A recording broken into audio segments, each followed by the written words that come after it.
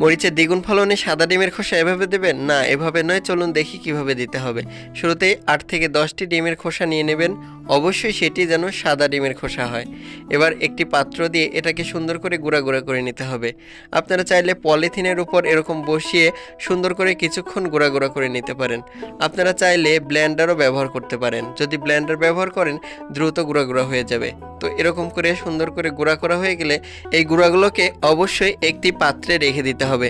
আমরা একটি পাত্রে রেখে দিচ্ছি।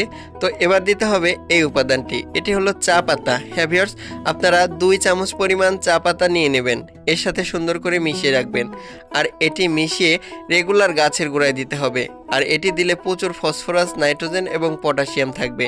এটি গাছে দেওয়ার ক্ষেত্রে গাছের গোড়ায় অবশ্যই মাটি একটু আলগা করে নেবেন, যেন গাছে সঠিক মাত্রায় পুষ্টি পায় এবং রুট বা শিকড়ের কাছে পুষ্টি উপাদান সরবরাহ হয়। এই পদ্ধতিতে সার প্রয়োগ করুন।